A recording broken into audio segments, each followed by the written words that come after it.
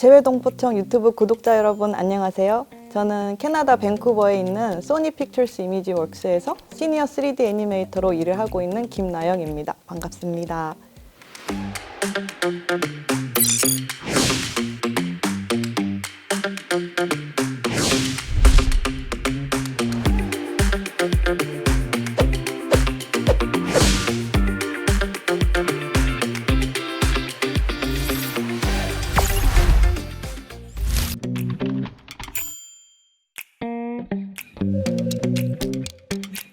몇몇 개 샷들이 있는데 좀 생각나는 거는 이제 진우가 기마가 있는 지하 세계에 가가지고 내 동료들한테 왜 그렇게 울상 짓고 있어? 다 계획대로 되어가고 있는데 이렇게 말을 하는 장면 작업을 했고, 또 루미가 이제 골든 노래를 끝내고 나서 이렇게 숨을 다듬고 있는데 그때 딱 암전이 되면서 갑자기 테이크다운 노래가 나와요. 그래서 왜 테이크다운 노래가 나오지? 하는 장면도 작업을 했고, 그 중에서 저에게는 진우 작업한 게 가장 뭔가 애착이 가는 샷이에요.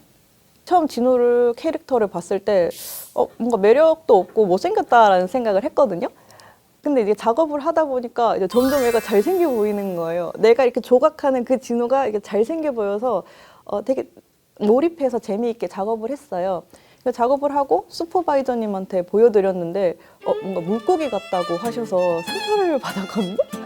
근데 그런 똑같은 노트를 제가 두세 번 받다 보니까 좀 정신적으로 힘들어서 원형 탈모도 재발이 했었어요. 하지만 이제 그 노트를 잘 수정 반영을 해서 지금 애니메이션 나온 결과물을 보면 이제 굉장히 뿌듯하지만 그런 아픔도 함께 했기 때문에 저에게는 굉장히 애착이 가는 그런 샷입니다.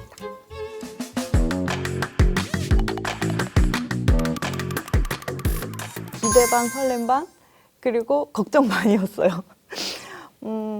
일단 외국 애니메이션 시장에서 한국 문화를 베이스로 한 애니메이션은 처음이었잖아요. 근데 그 애니메이션에 내가 함께 할 수 있다는 것만으로도 굉장히 기뻤고 뭔가 소중한 경험이 될 것 같아서 이제 설레기도 했는데, 또 한국 분들은 되게 디테일하게 보잖아요. 그래서 뭔가 오점 하나라도 발견되면 크게 욕먹을 것 같아서 되게 걱정을, 진짜 한국 3D 애니메이터들이 걱정을 많이 했어요. 그래서 우리들끼리 매주 월요일마다 모여서 거의 이제 애니메이션이 끝나가는 시퀀스를 다 같이 보면서 한국인 입장으로 봤을 때 뭔가 오점이 없는지, 오류가 없는지 그런 잡아내는 시간을 가지기도 했어요. 지하철 그 안에 임산부 좌석이 없었어요, 처음에. 그래서 이거는 안 넣으면 욕먹는다 해가지고 이제 수정을 하였고, 목욕탕에서 할아버지가 이렇게 떼미는 장면이 있었는데 그때는 뭔가 기다란 그냥 샤워 타월이었거든요. 근데 목욕탕 가면 초록색 떼민이 무조건 들어가야 되는데 해서 이제 그것도 수정해달라고 요청을 했고, 이제 마지막으로 정말 많은 사람들이 극찬하는 국밥샷, 그 수저 밑에 냅킨 깐 거 있잖아요. 원래 냅킨이 없었어요. 근데 그것도 이제 다른 한국 아티스트가 발견을 해서 냅킨은 꼭 넣어야 된다 해가지고 지금의 결과물이 나왔어요. 회사 스튜디오에서 보면은 약간 그 인식 차이를 동양인과 서양인으로 나눌 수가 있는데요. 일단 동양 사람들은 한국 문화를 꽤나 빠삭하게 알고 있어요. 뭐 일단 K-팝 좋아하고요. 그리고 K-드라마도 좋아하고 또 한국어를 곧잘 하는 친구들이 꽤 많았어요. 대신 이제 서양인들은 대부분이 이제 한국 문화에 대해서 좀 잘 모르고 그나마 뭐 BTS나 블랙핑크의 이름을 들어본 정도? 이제 그 정도 인식 수준이었습니다.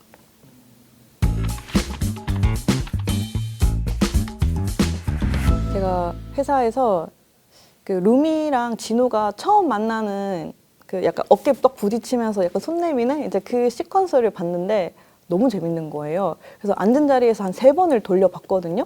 그래서 그때 이 애니메이션 꽤 잘 되는 거 아니야? 하고 좀 기대는 했어요. 이제 그러다가 나중에 또 OST에 테디가 참여한다더라 해서 기대치가 많이 올라갔는데 사실 이 정도로 잘 될 줄은 예상을 못했고요. 또 제가 저의 이제 상사 한국인 슈퍼바이저님을 인터뷰한 영상을 제 유튜브 채널에 올렸는데, 제 유튜브 채널은 굉장히 작은 유튜브거든요. 근데 그 영상을 한 몇만 명의 사람들이 봐주시는 걸 보고 K-팝 데몬 헌터스가 굉장히 이 정도로 호응을 얻고 있구나 하고 좀 실감할 수가 있었습니다.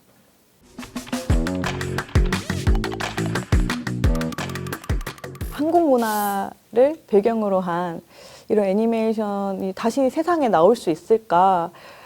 이제 되게 희소성 있는 경험이라고 생각해서 되게 소중한 작품으로 남을 것 같은데요.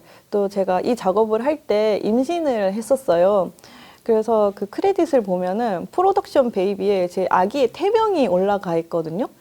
그런 측면에서 이제 K-팝 데몬 헌터스가 저에게는 굉장히 특별한 작품으로 남을 것 같습니다. 먼저 제가 캐나다에서 영주권을 선택을 한 이유는 일단 제 몸값, 제 가치를 좀 더 올리고 싶었기 때문이에요. 3D 애니메이션 산업은 한국보다 캐나다랑 미국의 기회 폭이 훨씬 넓어요. 자본력이 빵빵한 회사가 많이 있기 때문에 저한테는 좀 더 많은 기회의 장인 것이죠. 몬트리올에 있는 시네사이트에 취직을 했고 밴쿠버에 있는 소니라는 회사에서 잡 오퍼를 받아서 현재 밴쿠버로 온 거예요.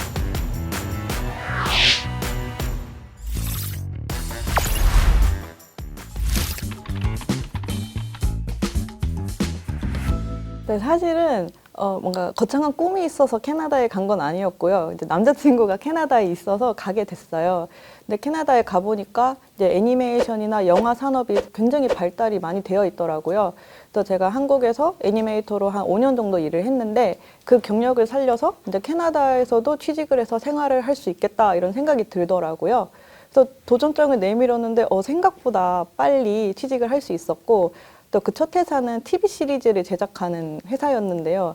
이제 외국까지 나왔으니까 뭔가 퀄리티 높은 극장판 애니메이션을 만드는 회사로 이제 점점 저를 업그레이드 하고 싶더라고요. 그래서 다행히 이제 제가 원하던 꿈을 이제 밟아 나가면서 제가 가고 싶었던 소니 픽처스 이미지 웍스에 취직이 되어서 이제 지금까지 한 3년 정도 일을 하고 있습니다.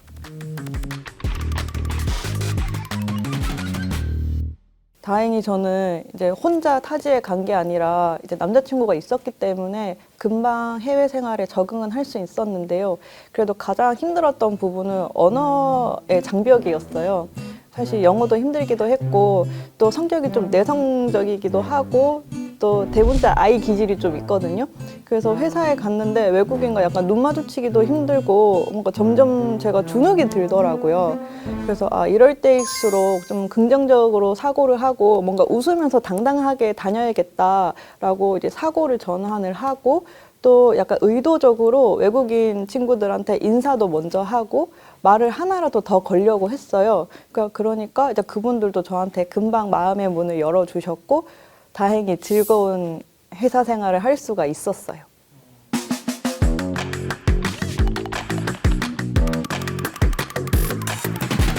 이 질문에 대해서 많이 생각을 해봤는데 오히려 외국인들과 함께 일하는 게 저는 마음이 더 편했던 것 같아요. 왜냐하면 일단 외국에는 위계 질서의 문화가 없잖아요. 그러니까 의견도 좀 더 자유롭게 나눌 수가 있고 또 눈치 보지 않아도 되고 그리고 또 기본적으로 캐나다는 다양한 인종이 모이고 다양한 문화가 모여서 만들어진 국가이다 보니까 서로를 좀 배려하고 존중하고 이해하는 문화가 깔려 있어요.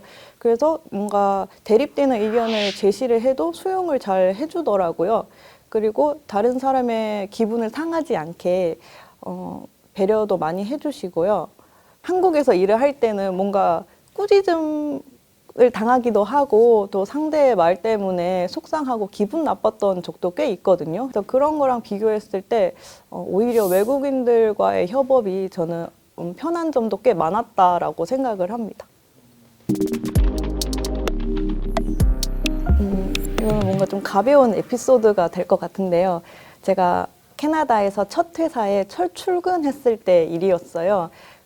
보통은 한국에서 첫 회사에 출근을 하면 첫날에는 팀원들이 다 같이 점심을 먹었거든요. 근데 당연히 그걸 기대하고 이제 점심시간이 되었을 때 딱 자리에 앉아서 기다렸는데 그냥 각자 뭔가 도시락을 들고 어디론가 사라지고 팀장님도 안 나타나는 거예요. 저는 그렇게 점심시간을 굶었어요.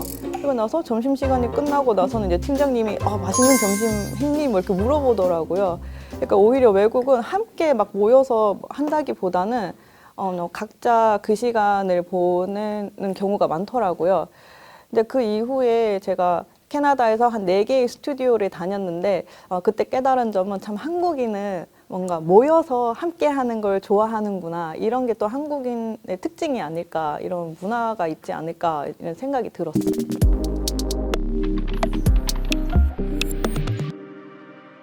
한국 회사를 다닐 때는 좀 약간 다들 약간 제의력이 있는 것 같았거든요. 뭔가 계획적으로 하고 앞으로 뭘 할지를 미리 얘기하고 회사에서도 알려주는 편인데 외국 회사에 다녀보니까 아티스트들 대부분이 P더라고요. 그래서 이 친구들이 무슨 일을 할지, 앞으로 뭘 할지를 미리 안 알려줘서 근데 그 부분에 있어서 좀 당황했던 기억이 있습니다.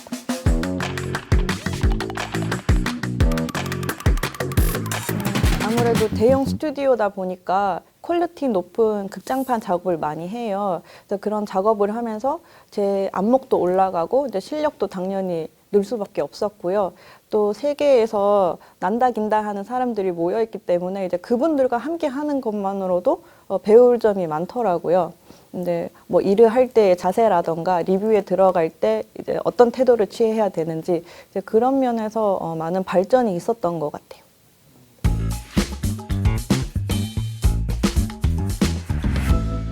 사실 저는 이제 애니메이터다 보니까 연기를 하는 사람이거든요. 그래서 그 문화를 통해서 인사이트를 얻은 거를 이제 저의 작업 과정에 녹일 경우가 좀 많지는 않았는데 뭔가 생각을 해보자면은 동양인과 서양인이 말을 할 때 그 몸의 움직임의 차이, 제스처의 차이가 좀 있는 것 같아요. 예를 들어서 동양인의 경우에는 표정 위주로 이제 뭐 눈이나 고개의 움직임 위주로 연기를 한다면 서양인은 표정의 변화도 크고 이제 손동작도 크거든요. 이제 그런 부분을 이제 자연스럽게 작업을 할 때 캐릭터마다 좀 다르게 녹여낼 수 있었던 것 같아요.